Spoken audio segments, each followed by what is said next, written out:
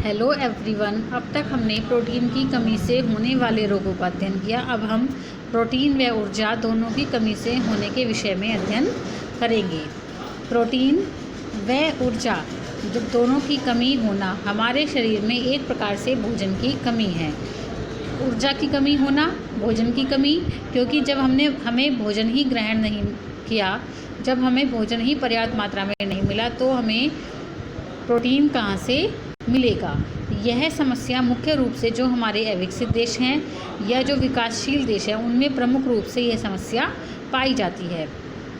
जब हमारे भोजन में प्रोटीन और ऊर्जा दोनों की कमी हो जाती है तो क्वाशरकर व मरस्मस रोग दोनों के लक्षण दिखाई देने लगते हैं।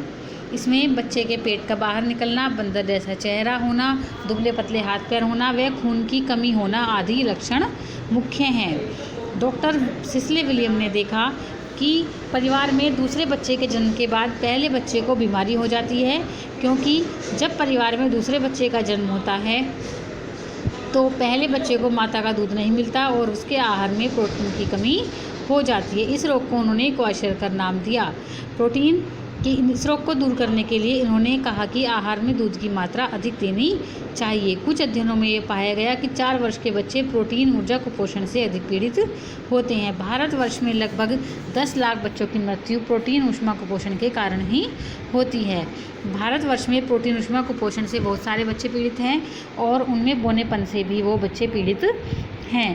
प्रोटीन ऊष्मा कुपोषण का कारण मुख्य रूप से बच्चे के आहार में प्रोटीन, कैलोरी, खनिज लवण व विटामिन की कमी है। साथ ही बच्चे के जन्म के बाद जब बच्चे को समुचित मात्रा में भोजन नहीं मिलता तो बच्चे की वृद्धि व विकास रुक जाता है। इसकी पूर्ति न होने पर, भोजन की पूर्ति न होने पर बच्चों में अनेक रोग भी उत्पन्न हो जाते हैं। प्रोटीन ऊर्जा कुपोषण के कारण निम्नलिखित हैं। फर्स्ट है हमारा निर्धनता, अर्थात हमारे देश में मुख्य कारण निर्धनता है, क्योंकि यहाँ पर लोगों के पास धन की कमी है और जब व्यक्ति निर्धन होंगे तो वह भोजन को खरीदकर नहीं ला सकते, इसलिए उनके भोजन में उत्तम श्रेणी के प्रोटीन जो प्राणी जगत से प्राप्त होते हैं जैसे दूध, दही, पनीर, अंडा, मांस, मछली, ये अत्यधिक महंगी होती है और उनके भोजन में इन भोज्य पदार्थों की कमी हो जाती है, क्योंकि वो इन भोज्य पदार्थों को नहीं खरीद सकते। गरीब जो व्यक्ति होते हैं वो मुख्य रूप से अपने आहार में चावल, गेहूँ, ज्वार, बाजरा आदि के द्वारा भोजन ग्रहण करते हैं और इन भोज्य पदार्थों में पोषक तत्वों की कमी होती है, अर्थात प्रोटीन की कमी होती है, या इनका जो प्रोटीन होता है वो निम्न स्तर का होता है, जिसके कारण बच्चे की वृद्धि व विकास रुक जाता है। नेक्स्ट है जनसंख्या वृद्धि। हमारे देश में गरीबी का मुख्य कारण जनसंख्या वृद्धि भी है, क्योंकि एक परिवार में कई की संतान होती हैं तो उन संतानों का पेट भरना भी मुश्किल हो जाता है। जैसे जैसे जनसंख्या बढ़ रही है वैसे वैसे उत्पादन में वृद्धि नहीं हो रही, जिसके कारण समुचित भोजन सभी जनसंख्या तक उपलब्ध नहीं है, जिसके कारण सभी व्यक्तियों को पौष्टिक व संतुलित भोजन भी नहीं मिल पाता और उनके आहार में पोषक तत्वों की कमी हो जाती है, जिसके कारण बच्चे का शारीरिक व मानसिक विकास अवरुद्ध हो जाता है। नेक्स्ट हमारा प्रोटीन युक्त भोज्य पदार्थों के उत्पादन में कमी। हमारे देश में प्रोटीन युक्त भोज्य पदार्थ कम है। मुख्य रूप से जो प्रोटीन युक्त भोज्य पदार्थ हैं वो प्राणिज प्रोटीन है, अर्थात अंडा, मांस, मछली में प्रोटीन पाया जाता है, जबकि वनस्पति जन्य भोज्य पदार्थों में प्रोटीन कम पाया जाता है, इनकी पैदावार कम है।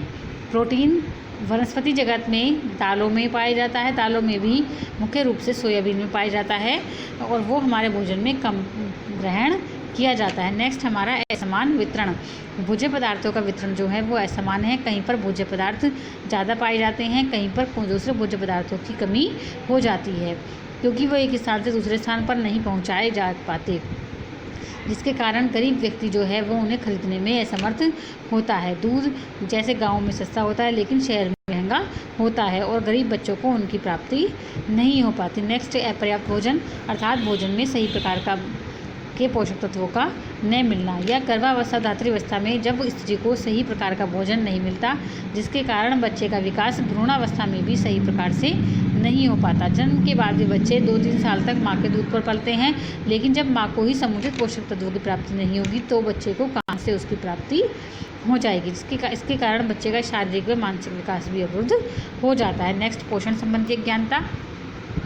पोषण संबंधी अज्ञानता अर्थात हमारे देश में सभी व्यक्तियों को पोषण संबंधी जानकारी नहीं है कि हमें कौन से पोषक तत्वों को ग्रहण करना चाहिए, जिसके कारण भी उनमें पोषक तत्वों की कमी पाई जाती है। गरीब व्यक्ति सस्ते पौष्टिक भोज्य पदार्थ ग्रहण करता है लेकिन उसमें सभी पोषक तत्व कई बार नहीं होते, इसलिए उन्हें गलत पोषण संबंधी अज्ञानता के कारण भी भोजन में पोषक तत्वों की कमी होती है। नेक्स्ट, भोजन संबंधी गलत आदतें अर्थात अनियमित भोजन करना, दो भोजन के बीच के समय के अंतराल ज़्यादा होना, मसाले घी आदि का ज़्यादा प्रयोग करना, जिसके कारण भी बीमारियाँ पैदा हो जाती हैं। कुछ बीमारियाँ गलत भोजन के कारण होती है, जैसे डायरिया में भोजन का पाचन सही प्रकार से नहीं हो पाता और बच्चा कुपोषित हो जाता है। हमें कच्चा भोजन भी खाना चाहिए, कच्चे फल व सब्जियों का प्रयोग करना चाहिए। इस कई बार सही से पका हुआ भोजन भी हम नहीं खाते, जिसके कारण भी बच्चे को बीमारियां हो जाती है। नेक्स्ट, दूषित भोजन व जल।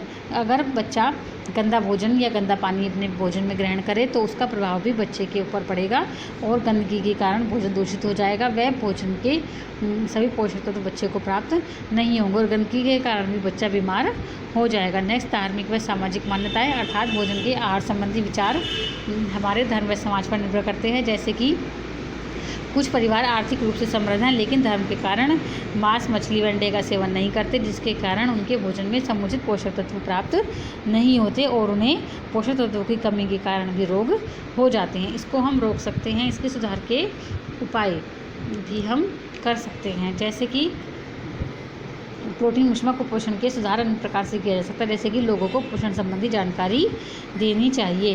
पोषण संबंधी जानकारी होगी तो वो समुचित साधनों का प्रयोग करेंगे और अपने भोजन को पौष्टिक बनाएंगे, जिससे कि उनका भोजन पौष्टिक होगा तो उन्हें अनेक पोषक तत्वों की प्राप्ति होगी और वो बीमारियों से ग्रस्त नहीं होंगे। नेक्स्ट, व्यक्तियों की मानसिकता में भी परिवर्तन करना चाहिए कि हमें कौन से भोज्य पदार्थ खाने हैं और कौन से नहीं खाने हैं।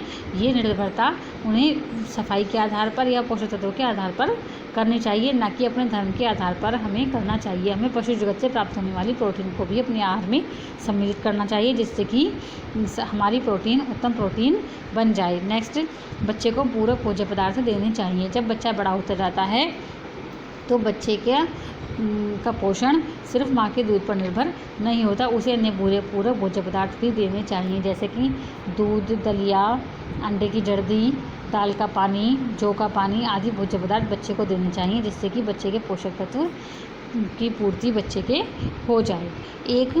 इसके अलावा हम जब एक लड़की होती है, मतलब माँ नहीं बनती है, शादी से पहले भी लड़की के भोजन पर ध्यान देना चाहिए, जिससे कि उसे सभी पोषक तत्वों की प्राप्ति हो जाए और आगे आने वाले समय में वह एक स्वस्थ माँ बन सके और एक स्वस्थ माँ ही एक शिशु को जन्म दे सकती है। इसलिए उसके आहार में इन सब भोज्य पदार्थों का ध्यान रखा जाना चाहिए। नेक्स्ट हमारा आता है प्रोटीन की मांग को प्रभावित करने वाले कारक, अर्थात प्रोटीन की मांग को कौन कौन से कारक प्रभावित करते हैं। फर्स्ट है हमारा आयु, अर्थात जैसे शुरुआत की आयु में शैशवावस्था, बाल्यावस्था व किशोरावस्था में अधिक प्रोटीन की आवश्यकता होती है, जबकि वयस्कावस्था में कम प्रोटीन की आवश्यकता होती है, इसलिए इन अवस्थाओं में बच्चे को अधिक प्रोटीन देनी चाहिए। नेक्स्ट, विशेष अवस्थाएं जैसे गर्भावस्था और धात्री अवस्था में 15 ग्राम डेली अधिक प्रोटीन की आवश्यकता होती है सामान्य अवस्थाओं की अपेक्षा, इसलिए गर्भावस्था में और धात्री अवस्था में एक माँ को अपने आहार में दूध का अधिक सेवन करना चाहिए और साथ ही दालों का भी अधिक सेवन करना चाहिए और अंडा, मांस, मछली भी लेना चाहिए, जिससे कि उसकी सभी पोषक तत्वों की पूर्ति हो जाए। नेक्स्ट, विभिन्न रोग जैसे टाइफाइड, तपेदिक व बुखार में भी हमारे शरीर में कोशिकाओं की टूट-फूट अधिक होती है और उस समय भी हमें अधिक प्रोटीन की आवश्यकता होती है। नेक्स्ट, प्रोटीन प्राप्ति का साधन। प्रोटीन की मांग प्रोटीन प्राप्ति के साधन के आधार पर भी निर्भर करती है, जैसे कि हमारे भोजन की प्रोटीन पूर्ण प्रोटीन है या अपूर्ण प्रोटीन है। अगर पूर्ण प्रोटीन होगी तो सही प्रकार से हमें प्रोटीन की प्राप्ति हो जाएगी और अगर अपूर्ण प्रोटीन होगी तो हमें सही प्रोटीन की प्राप्ति नहीं होगी और हमें अधिक पोषक तत्वों को ग्रहण करना होगा। नेक्स्ट, हमारी ऊर्जा की पूर्ति। अगर हमारी ऊर्जा की पूर्ति समुचित मात्रा में होती रहती है, यानी वसा कार्बोहाइड्रेट के द्वारा, तो प्रोटीन को ऊर्जा देने का कार्य नहीं करना पड़ता और प्रोटीन नहीं कार्य वृद्धि और विकास का कार्य करता है। लेकिन अगर भोजन में ऊर्जा की कमी, कार्बोहाइड्रेट या वसा की कमी हो जाती है तो उस कमी के कारण प्रोटीन को ऊर्जा देने का काम करना पड़ता है, जिसके कारण प्रोटीन अपना मुख्य कार्य नहीं कर पाता। नेक्स्ट, शारीरिक क्रियाशीलता। हम शारीरिक श्रम करते हैं या मानसिक श्रम करते हैं, उसका भी प्रभाव प्रोटीन की मांग पर पड़ता है। शारीरिक श्रम करने पर टूट फूट अधिक होती है, वह टूट फूट की मरम्मत करने के लिए प्रोटीन की अधिक आवश्यकता होती है। नेक्स्ट, शरीर में की आकृति व आकार। हमारे शरीर की आकृति कैसी है उसका भी प्रभाव हमारी प्रोटीन की मांग पर पड़ता है।